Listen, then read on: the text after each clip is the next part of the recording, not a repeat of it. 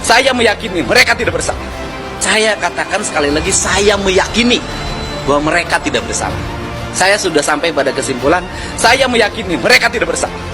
Kenapa saya tampil di sini? Karena saya ingin membela yang tidak bersalah, memberikan ruang dan jalan agar mereka bebas.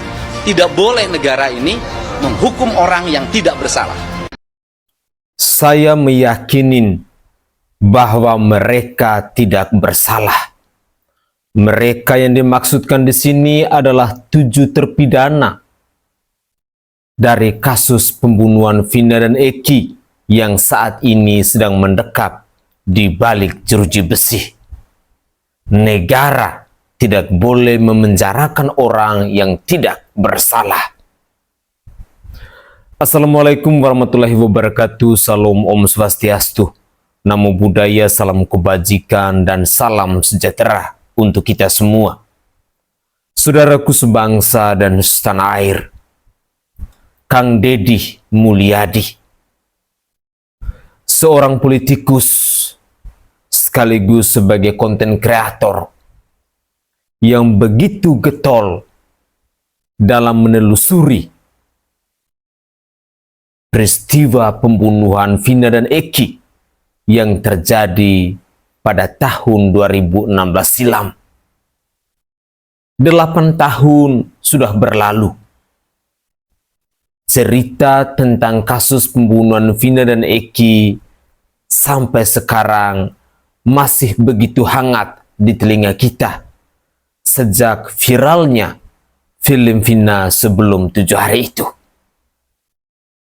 Jujur, saya secara pribadi harus menaruh rasa respek yang setinggi-tingginya kepada Kang Deddy Mulyadi atas segala perjuangannya yang begitu luar biasa dalam penelusuran kepada keluarga korban maupun kepada para saksi. Sehingga pernyataan dari Kang Deddy Mulyadi bahwa saya sudah sampai pada titik kesimpulan mereka tidak bersalah. 7 terpidana yang saat ini sedang mendekap di balik jeruji besi adalah orang-orang yang tidak bersalah menurut keyakinan dari Kang Deddy Mulyadi ini. Jika punya keyakinan yang kuat seperti Kang Deddy Mulyadi, lantas siapa kira-kira yang harus menjadi tanggung jawab dalam kasus pembunuhan Vina dan Eki ini? Apakah Aib? Apakah Mel-Mel? Atau apakah Ibtu Rudiana? Cerita tentang kasus pembunuhan Vina dan Eki ini memang sangat dan amatlah panjang. Dari berbagai macam versi yang bisa kita saksikan bersama-sama di media sosial. Aparat kepolisian di Cirebon seolah-olah menangani kasus ini dengan penuh sandiwara. Bahkan kasus salah tangkap pun terjadi. Seperti pada tanggal 8 Juli 2024 kemarin, telah membuktikan kepada kita rakyat Indonesia tentang bobroknya, tentang rusaknya kualitas dari aparat penyidik yang ada di Cirebon yang sedang menangani kasus pembunuhan Vina dan Eki, di mana kita rakyat Indonesia dikejutkan dengan menangnya Peggy Setiawan yang adalah kuli bangunan dalam sidang pra-peradilan yang dipimpin oleh Hakim Tunggal Eman Sulaiman. Berikut ini saya akan menyajikan beberapa cuplikan video terkait dengan pernyataan-pernyataan ataupun penelusuran dari Kang Deddy Mulyadi. Sampai dia punya keyakinan bahwa 7 terpidana saat ini yang sedang mendekap di balik jeruji besi itu adalah orang-orang yang tidak bersalah. Mari kita simak videonya. Saya meyakini mereka tidak bersalah.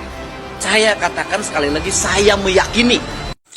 Jadi ada orang live streaming yang saya intip-intip, termasuk namanya Bogang ya. Kemarin itu kalau nggak salah itu perempuan namanya Bogang.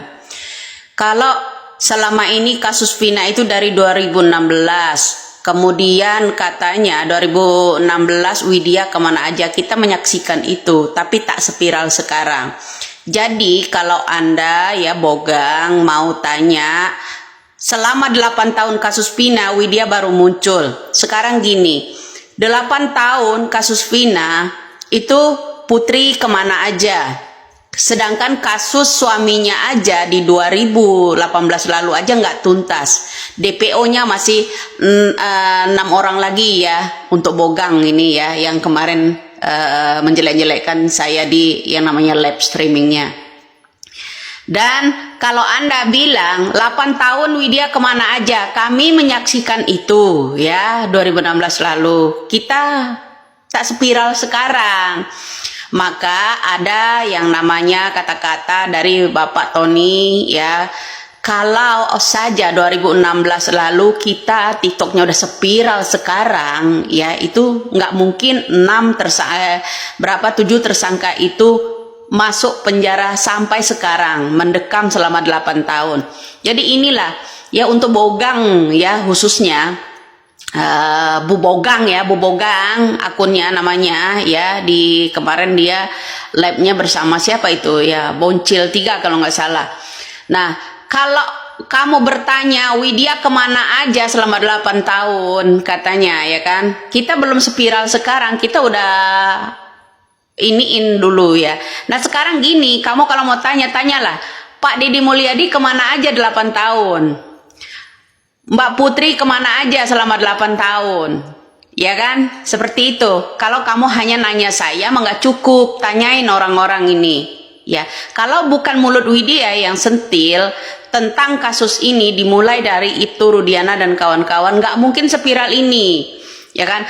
Cobalah, ya seorang ibu Bogang, kalau ya Anda mengetahui itu bisa berbicara. Ada pula yang komen ya bilang, Bu Widya kamu cuman keluar-keluar doang tanpa bukti. Itu ada semua buktinya ya. Saya akan ambil semua bukti itu. Ya, terutama saya menuntut orang-orang ini di belakang saya ini, orang banyak ya. Menuntut untuk mengambil yang namanya CCTV. Itu utama. Kunci yang paling kuat bagi saya adalah CCTV itu juga. Kemudian siapapun yang berdekatan dengan Ibtu Rudiana kala 2016 lalu akan saya angkat. Ya termasuk dulu ya, kalau sekarang Teddy Minahasa nggak tahu bebas apa belum ya. Teddy Minahasa ditangkap di Sumatera Barat ya kala itu karena narkoba juga.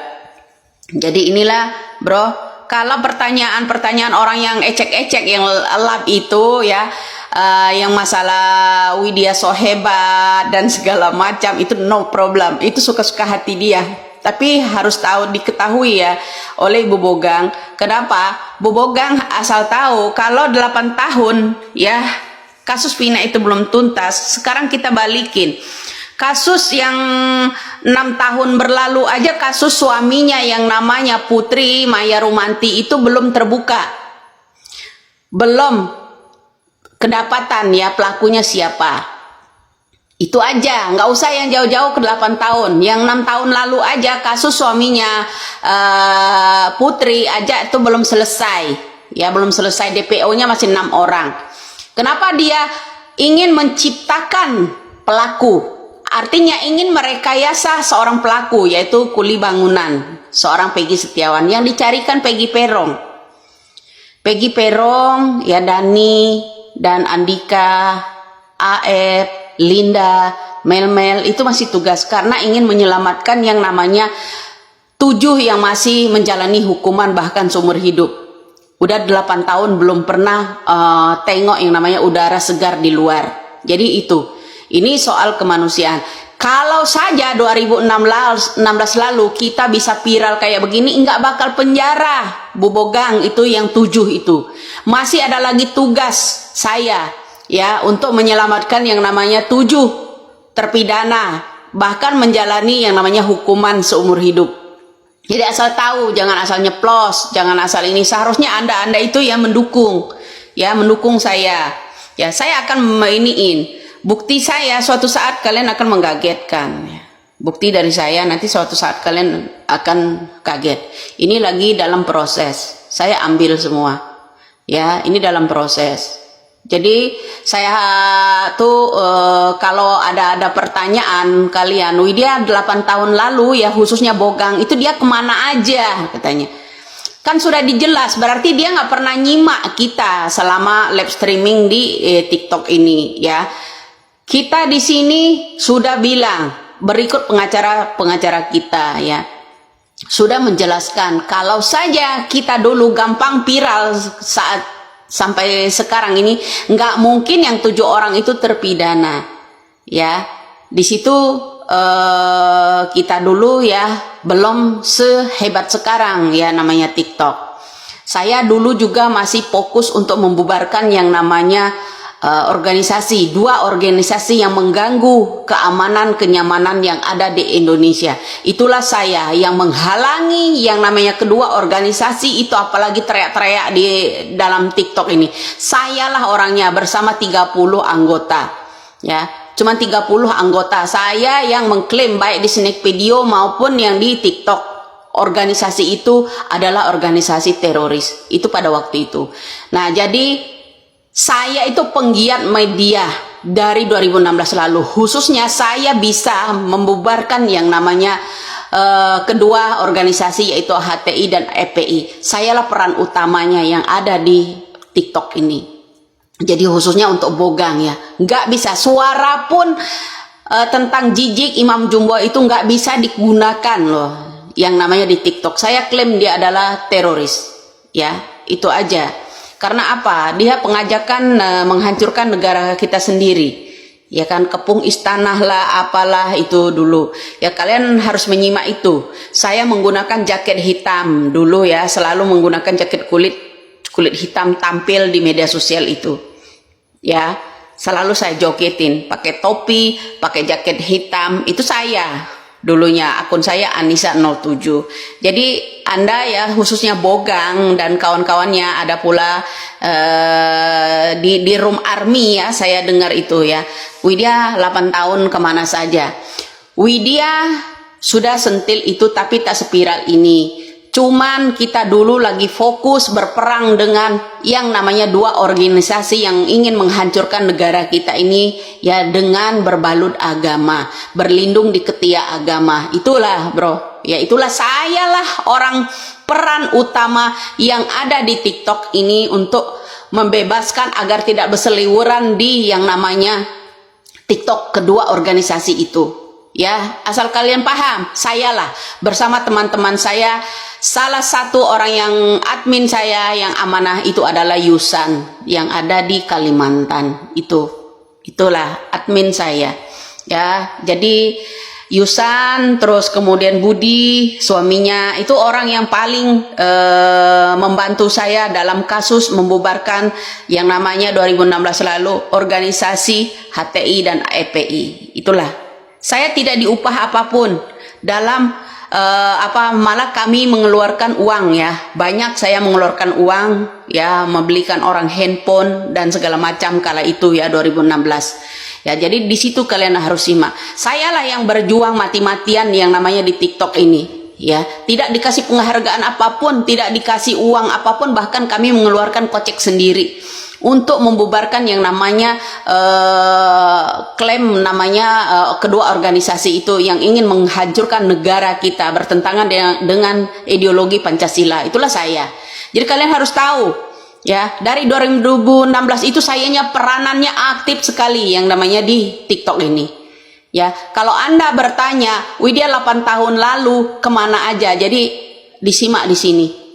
Putri 8 tahun lalu kemana? Deddy Mulyadi juga belum kayak sekarang ya kan. Jadi disitulah saya peranan 2016 lalu itu membubarkan yang namanya kedua organisasi yang ingin menghancurkan ideologi Pancasila. Ya, jadi di situ aja bro. Ya, Anda peranannya apa? Saya tidak diberi upah sepeser pun loh oleh negara Republik Indonesia ini.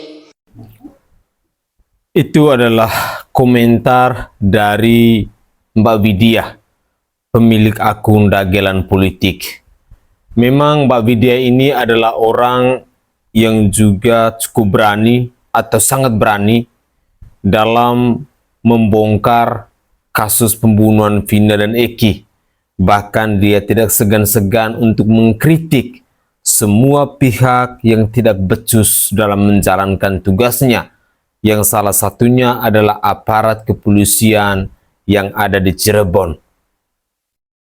Sebenarnya kritikan-kritikan dari netizen rakyat Indonesia ini, itu kalau kita mau terima secara positif, maka itu adalah sebuah pemikiran yang bagus, ungkapan rasa cinta, rasa peduli dari masyarakat Indonesia kepada Institut Kepolisian Republik Indonesia.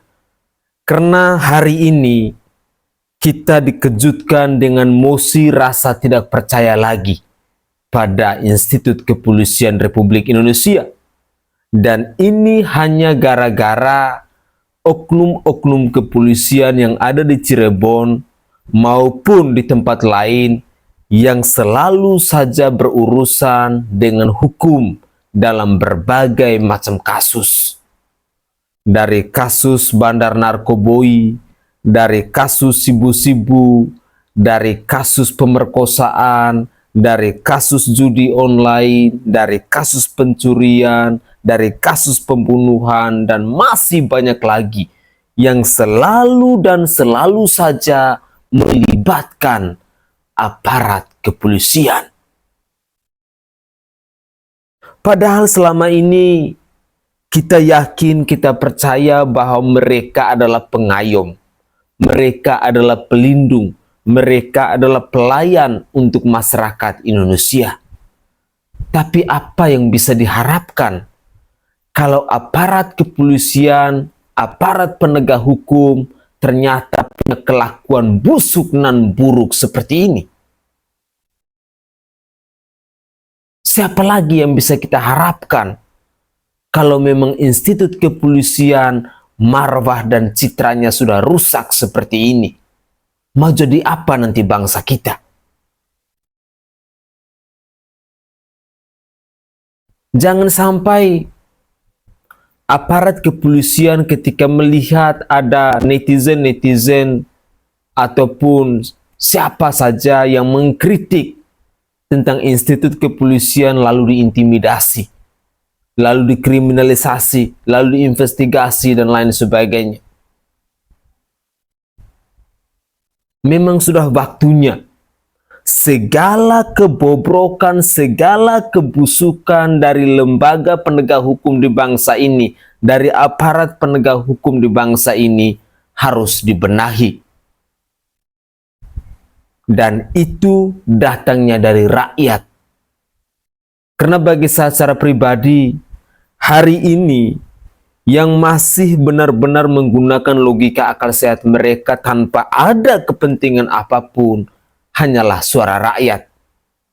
Sulit untuk dipercaya dari suara para pejabat, suara dari para penguasa, suara dari para pemimpin, yang semuanya itu pasti punya kepentingannya masing-masing. Semoga saja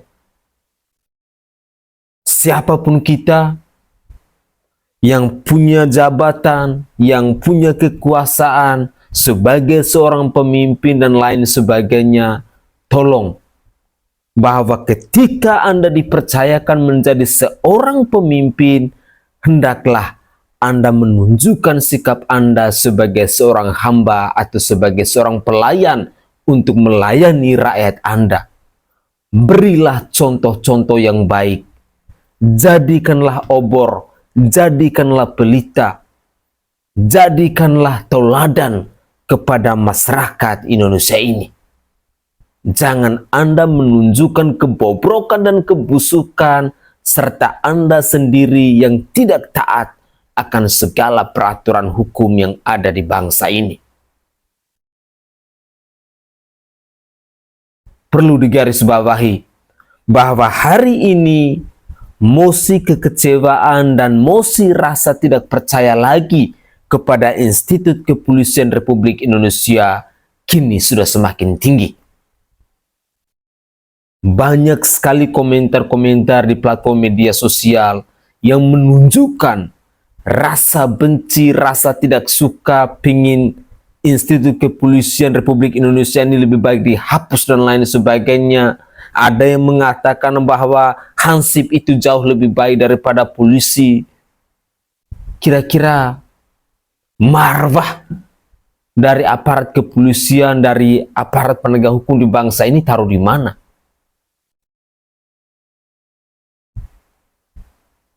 Tolong, ini sangat penting menurut saya karena akan berakibat fatal bila di suatu hari nanti adanya pembangkangan dari rakyat Indonesia kepada aparat kepolisian. Semestinya aparat kepolisian itu sadar, tahu diri bahwa Anda dibayar oleh rakyat. Sudah sepatut dan selayaknya Anda harus melayani rakyatmu dengan baik. Anda harus menjadi obor, Anda harus menjadi terang bagi masyarakat Indonesia, terlebih khususnya dalam urusan-urusan hukum. Semoga saja sikap presisi dari aparat kepolisian di bangsa ini untuk melayani, untuk mengayomi, untuk melindungi, untuk menjaga masyarakat Indonesia bisa pulih kembali, sehingga citra dan marwah itu bisa dikuatkan lagi. Jika tidak, maka saya sangat yakin akan ada pembangkangan yang begitu luar biasa dari masyarakat Indonesia kepada Institut Kepolisian Republik Indonesia. Sehingga Kang Deddy Mulyadi tadi, dia menarik sebuah kesimpulan atas penelusuran-penelusuran panjang, atas investigasi-investigasi panjang yang telah beliau lakukan guna menegakkan keadilan bagi seluruh rakyat Indonesia. Itulah alasannya. Semestinya penyidik itu malu ketika melihat masyarakat yang turun langsung untuk mencari tahu kebenarannya. Sebenarnya perjuangan dari Kang Deddy Mulyadi maupun bersama konten kreator yang lainnya yang terus menyuarakan tentang kasus pembunuhan Vina ini bukan persoalan tentang kalah atau menang dalam proses dari kasus Vina dan Eki ini. Sekali lagi, bukan persoalan kalah atau menang. Tetapi ini adalah perjuangan untuk menegakkan keadilan setransparan mungkin. Mengungkapkan kebenaran setransparan mungkin dari kasus pembunuhan Vina dan Eki. Ketika ada penelusuran yang begitu panjang yang dilakukan oleh Kang Deddy Mulyadi, sampailah beliau pada titik kesimpulan bahwa 7 terpidana yang saat ini sedang mendekap di balik jeruji besi itu, beliau yakin bahwa mereka bukan pelakunya. Mereka adalah orang-orang yang tidak bersalah. Mereka adalah korban kezaliman dari aparat-aparat kepolisian yang ada di Cirebon, yang begitu biadab, yang begitu kurang ajar, yang telah menzalimi orang-orang yang tidak bersalah ini. Semoga saja 7 terpidana itu bisa bebas, bisa merasakan kasih sayang bersama keluarga, bersama sanak saudara dan rekan-rekan mereka. Tetapi kami sebagai rakyat, kami akan tetap terus bersuara untuk membela orang-orang yang tidak bersalah. Itulah komitmen kami yang rakyat jelata. Mari kita lanjutkan lagi. Berkas persidangan tahun 2016 itu nyata, Pak, nyata. Apa itu nyata? Sudirman memberikan keterangan, ya kan ini keterangan Sudirman kan gitu ya. Ini kita sebut satu nama Sudirman. Ada poin yang dibilang bahwa saya memberikan keterangan karena mengikuti apa yang ditulis di papan tulis. Ada itu nyata. Jadi kalau mohon maaf penyidik atau kepolisian mau bermain fair, kenapa tidak berangkat dari itu? Keterangan Sudirman itu Dibuat karena jelas, ditulis yang ditulis di papan disebutkan tulis di dalam persidangan dan ada di dalam berita acara pemeriksaan. Betul. Coba bayangkan. Itu yang sudah nyata ditulis ada tulisnya, bukan disebut begini, Berarti ditulis. benar kan? Bagi saya inilah contoh pengungkapan kasus yang terlalu mengandalkan pada mencari-cari keterangan. Sehingga alat bukti kurang gitu ya. Badan capek, penyidik frustrasi, Mas. Akhirnya dalam kondisi letih, dalam kondisi frustrasi apa? Memang rawan tergoda untuk main tangan. Terjadilah babu terhadap terperiksa. Ini saya bicara dalam situasi interogasi secara umum. Sehingga apa yang kemudian dimasukkan ke dalam BAP, alih-alih keterangan berdasarkan kenyataan, tapi berdasarkan keinginan dari pihak pemeriksa, si interrogatornya. Dan diakui secara tidak langsung oleh Kapolri, testimoni tadi itu, bahwa kerja saintifik tahun 2016 itu kurang. Sehingga kalau Mas BW bertanya, ada kira-kira bukti baru yang akan bisa memutar nasib misalnya para terpidana? Ya, menurut saya sumber kerja-kerja saintifik itulah yang sangat potensial untuk menjadi novum. Saya sebut lah ya, saya sebut. Selama ini saya mempersoalkan tadi validitas keterangan para saksi, validitas keterangan para tersangka, itu yang menurut saya sangat buruk. Alhasil cari bukti saintifik. Yang persoalannya banyak tidak dibuka, CCTV tidak dibuka, hasil otopsi memunculkan pertanyaan, kemudian juga ada sperma tapi tidak diuji DNA. Terus satu lagi nih Mas, kamu Tar, ini satu bukti baru yang menurut saya sangat penting tapi belum pernah diperbincangkan di sana. Apa itu? Saya penasaran nih, apa sih isi komunikasi para pihak itu pada malam jahanam tersebut? Aep dan Dede dilaporkan ke Bareskrim. Hakan sia ajignya sok lapor-laporkeun lah. Wah kabeh tuman jelema-jelema kitu mah supaya kabuka lamun jadi saksina dibayar saha anu mayarna. Tangkurak mah hakan sia tah hakan sia Ayep cungur mah sampai dah lah tuh Dan saya secara pribadi sebagai warga masyarakat Jawa Barat yang selama ini ikutlah ya mungkin mewawancarai para pihak yang berkepentingan dengan kasus ini, mengucapkan terima kasih pada Bapak dan kawan-kawan yang sudah bisa beracara dengan baik sehingga Peggy dibebaskan melalui putusan Ketua Pengadilan Negeri Bandung. Amin. Justru mohon izin justru dari pihak kami pun begitu tinggi apresiasi terhadap Akan yang selama ini mau belusukan demi mencari kebenaran dan keadilan untuk semua pihak, terutama klien kami pun termasuk orang-orang yang sekarang terpidana seumur hidup. Itu hal yang sangat luar biasa yang hanya bisa dilakukan oleh KDM. Dan yang paling utama memang aspek prosedural formalnya menurut saya terlalu terburu-buru. Dan yang paling utama juga saya sih menginginkan ke depannya penanganan masalah itu bukan karena persoalan desakan netizen. Betul. Tetapi memang sudah seharusnya itu ditangani karena kalau desakan netizen juga diikuti itu berbahaya juga. Betul. Saya katakan ya terima kasih ya netizen seluruh Indonesia memberikan dukungan yang luar biasa. Tetapi juga kita tidak boleh terjebak pada cocok logi. Betul. Kan ini penting gitu. Nah yang paling utama nih latar belakang di pengacara yang di depan ini coba Bapak bercerita latar belakang Bapak itu apa, murni sarjana hukum, pengacara atau sebelumnya apa? Baik Kang. Aduh, rada malu nih saya cerita nih. Jadi gini Kang, saya itu dulunya TNI. TNI Angkatan Darat. Angkatan Darat, Kostrad. Di batalion, kalau dulu namanya ya, Batalion Infanteri Lintas Udara 330 yang ada di Cicalengka Nagreg. Nah kalau sekarang kan berubah jadi para rider ya. Oh, para rider. Saya tahun 91 masuk ke batalion.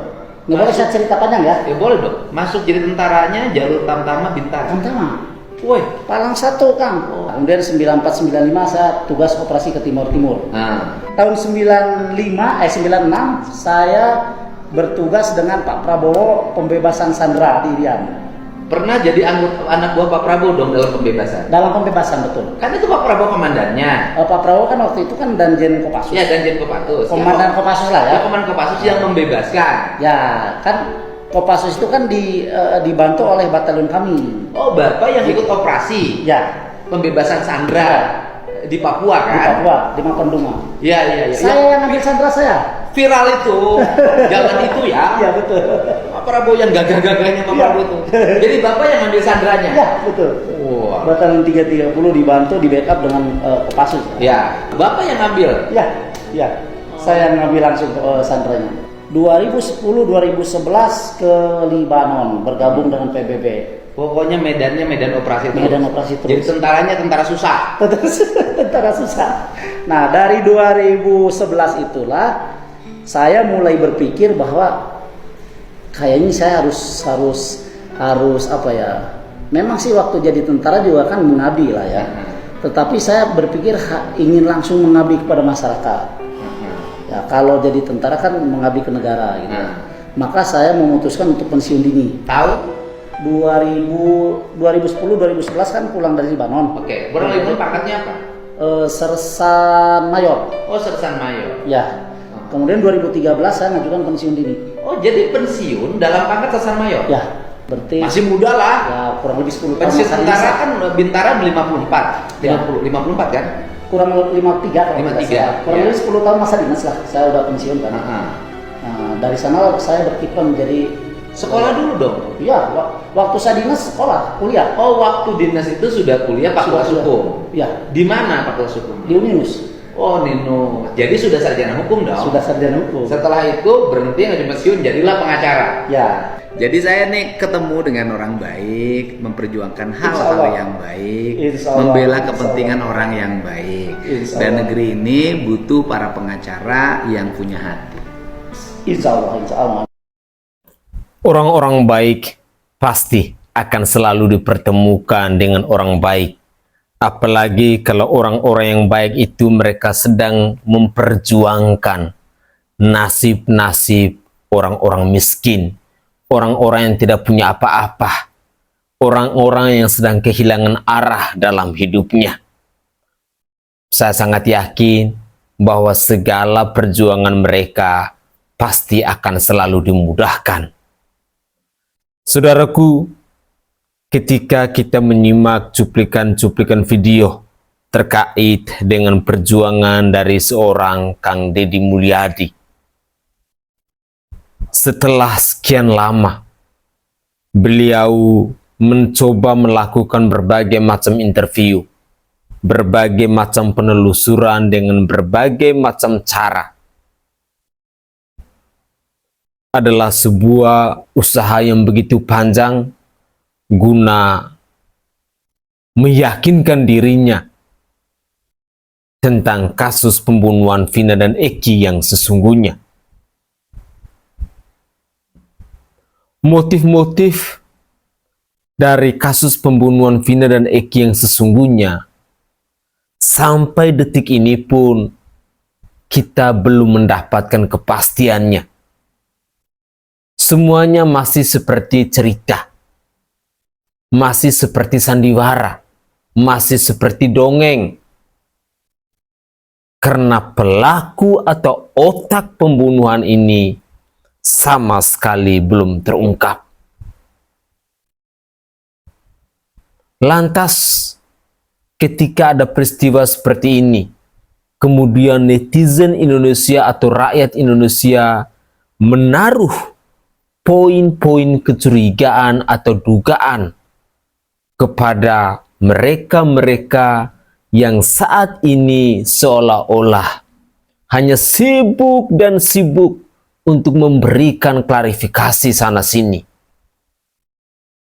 Kalau penyidik yang profesional, penyidik yang mau menjalankan tugasnya dengan rasa penuh tanggung jawab, pasti dia sudah menemukan otak-otak pelaku yang sesungguhnya. Jangan berpikir bahwa rakyat Indonesia hari ini diam, mereka adalah orang-orang bodoh. Jangan berpikir bahwa ketika rakyat Indonesia tidak speak up, lalu ada pemikiran mereka tidak berani.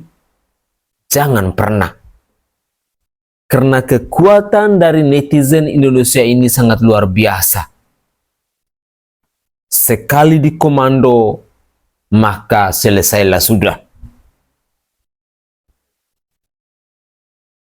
Mari kita jaga marwah citra dari lembaga penegak hukum kita, tentang kualitasnya, tentang integritasnya, tentang profesionalitasnya. Itu yang semestinya kita pupuk, itu yang semestinya kita rawat, itu yang semestinya kita jaga untuk generasi penerus bangsa kita kelak, untuk anak cucu kita kelak. Itu yang harus kita perjuangkan. Kalau memang kita tidak mampu untuk menjaga lembaga Institut Kepolisian Republik Indonesia, lantas siapa yang bisa menjamin tentang keamanan di negara kesatuan Republik Indonesia nanti? Apakah cukup segala urusannya ini kita hanya percaya kepada tentara? Atau apakah cukup kalau segala persoalan hukum di bangsa ini kita percayakan kepada Hansip, kepada Bapak RT, kepada Bapak RW? Rasa-rasanya kita rakyat Indonesia masih butuh satu lembaga keamanan, yakni aparat kepolisian ini. Tetapi kritikan-kritikan kita diharapkan agar didengar oleh atasan-atasan, oleh para pejabat, oleh Bapak Kapolri, oleh Bapak Presiden Joko Widodo, dan semua pihak yang punya kepentingan dan rasa tanggung jawab untuk melayani rakyat Indonesia. Harapan terbesar dari kita agar 7 terpidana ini bisa